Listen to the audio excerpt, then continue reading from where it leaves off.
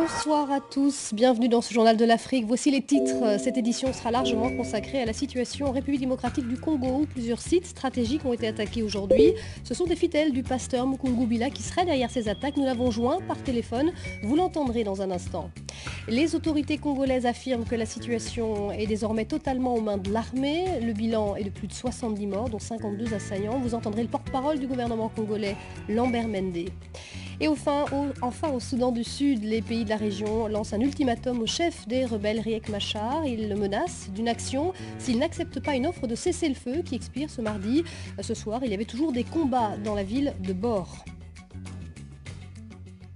Que s'est-il passé au juste en République démocratique du Congo? Aujourd'hui, plusieurs sites stratégiques ont été attaqués simultanément, dont l'aéroport de Ndjili, l'état-major général des armées et le siège de la télévision nationale où une prise d'otage s'est produite dans la matinée. Des tirs ont également résonné à Lubumbashi, la capitale du Katanga. Ludovic de Foucault.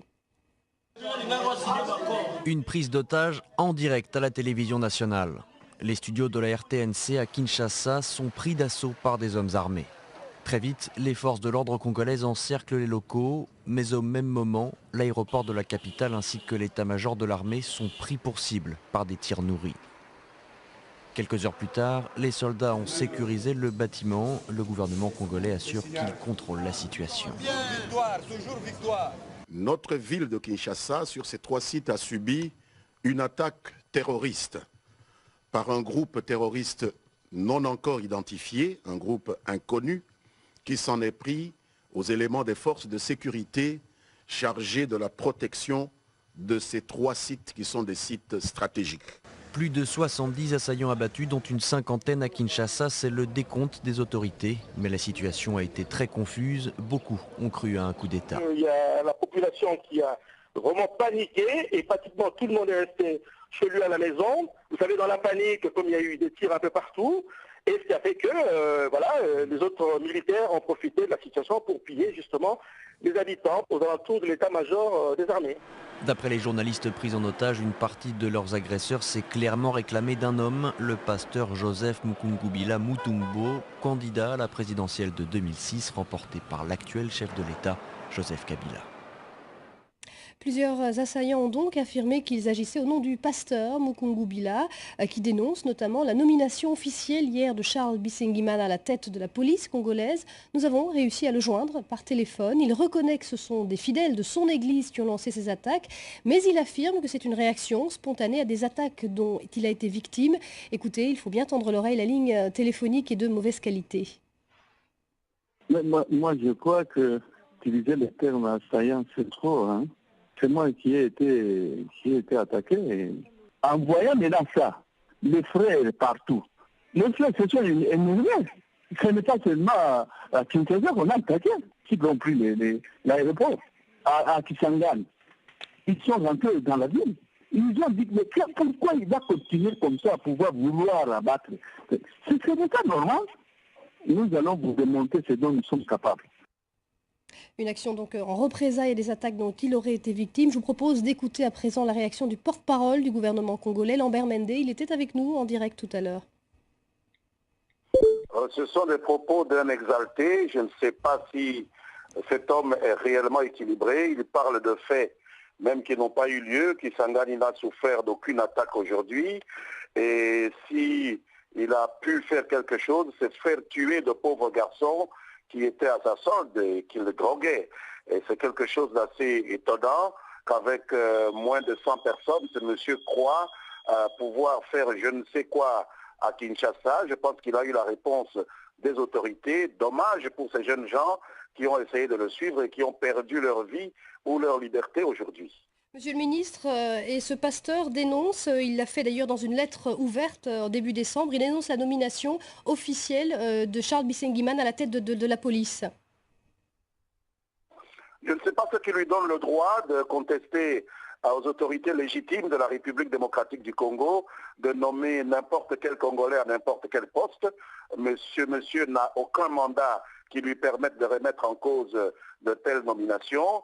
Ce sont des gens qui essayent simplement de justifier des actes totalement injustifiables qu'ils sont en train de poser. Et encore une fois, je peux me poser la question de l'équilibre mental de cet homme. Monsieur le ministre, une dernière chose, un point sur la situation. Ce soir, à l'heure où nous parlons à Kinshasa, tout est rentré dans l'ordre? Tout est rentré dans l'ordre en fin de matinée, madame. À Lubumbashi, les choses sont rentrées dans l'ordre au milieu de l'après-midi. L'ensemble du pays est sous contrôle et il y a une bande passante chez vous à France 24 qu'il faut absolument changer. L'aéroport de Njili, notre aéroport international qui a été momentanément fermé cet avant-midi, a été réouvert aux vols nationaux et internationaux. C'est extrêmement important parce qu'il ne faut pas déstabiliser l'économie de notre pays. Ce sont donc 3 lieux stratégiques de la capitale congolaise qui ont été attaqués simultanément. Des attaques qui semblaient bien coordonnées. Difficile d'y voir la main du seul pasteur Mukungu Bila. Selon Cyril Moussila, professeur à Kinshasa et chercheur associé à l'IFRI, il doit y avoir eu des complicités importantes. Ce qu'on peut voir concrètement de ce pasteur qui est assez connu, hein, donc qui est pas un inconnu, qui s'est présenté aux élections présidentielles en 2006, qu'il a échoué, parce qu'on connaît le résultat, mais surtout qui est devenu un peu plus aigri depuis un moment et lance des diatribes assez acerbes contre le gouvernement, en fait contre le président Kabila. On le dit derrière, ou s'il dit derrière ces attaques de façon coordonnée, mais c'est assez difficile à croire en fait, parce que c'est 3 sites stratégiques dans la capitale, un aéroport, le siège d'état-major des armées, la télévision nationale, et puis Lubumbashi et la ville de Kindu, en fait, de façon coordonnée. D'où lui viennent ces capacités, on ne sait pas très bien. Est-ce qu'il y aurait des complicités derrière lui, derrière aussi le fait que accéder facilement à ça, est-ce qu'il y a des failles dans le système de sécurité ou de protection de ces endroits? On ne sait pas encore très bien. Peut-être les enquêtes viendront le démontrer. Mais en fait, il faut en tout cas voir très clairement que la capacité qu'ont les civils de se munir d'armes, ça veut dire qu'en fait, il faut démilitariser la ville, il faut démilitariser les populations civiles. Ça veut dire qu'il y a beaucoup d'armes qui circulent et que n'importe qui, là c'est les jeunes gens qu'on a vus avec des armes, donc il y a beaucoup d'armes qui circulent encore dans la population. Un mot sur le mobile. Hein. On sait que le pasteur Mukungu Bila a dénoncé la nomination à la tête de la police congolaise de Charles Bisingimana, qu'il traite d'étranger. Il faut dire en tous les cas que cette nomination, en remplacement de John Numbi, n'a pas plu à beaucoup de monde. Il y a pas mal de mécontents, hein, puisque le prédécesseur était originaire du Katanga. Certes, c'est possible, effectivement, que ces nominations, donc, qui datent d'hier, n'ont pas fait que des heureux. Hein, même si je ne crois pas que la population congolaise ou les FRDC, l'armée congolaise, soit mécontente en termes massifs contre ces nominations. Il y a sans doute des individus qui auraient attendu éventuellement des nominations ou de promotions qu'ils n'ont pas eu, pourraient éventuellement être mécontents et pousser ce type de réaction. Mais en réalité, je ne pense pas que des nominations comme celle-là soient la cause principale. Mais il faut aussi remarquer que depuis un moment donné, depuis le contexte les concertations nationales, un gouvernement est en attente en RDC depuis quelques temps. Et ce gouvernement crée beaucoup de tensions de la part de ceux qui sont ministrables ou pas. Et donc ça crée effectivement cette attente qui peut dégénérer. Et on passe à présent à la situation au Soudan du Sud. Un ultimatum a été adressé à Riek Machar. Le président ougandais a menacé le chef des rebelles d'une action de la part des pays de la région s'il n'acceptait pas une offre de cessez-le-feu qui doit expirer ce mardi. À Djouba, la capitale, un calme précaire semble régner, mais dans le nord, dans la région de Bor, les combats continuent. Chacun semble reprendre ses habitudes.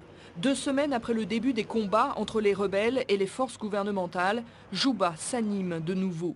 Désormais, les affrontements se déroulent surtout dans le nord du pays. Un léger répit pour la capitale et tous ceux qui vivent du commerce. Les affaires marchaient bien avant cette crise. Les gens maintenant sont tellement effrayés qu'ils ne sortent pas de chez eux, même pendant les fêtes de Noël. Mais bon, ça ne va pas si mal. Djouba est calme. On a entendu parler d'affrontements dans le nord. Dès qu'il se passe quelque chose, ça touche les affaires parce que tout ce qu'on vend, ça part dans les autres provinces du pays. Pour moi, la situation reste très instable et tant qu'il n'y aura pas de retour à la normale, je resterai très vigilant.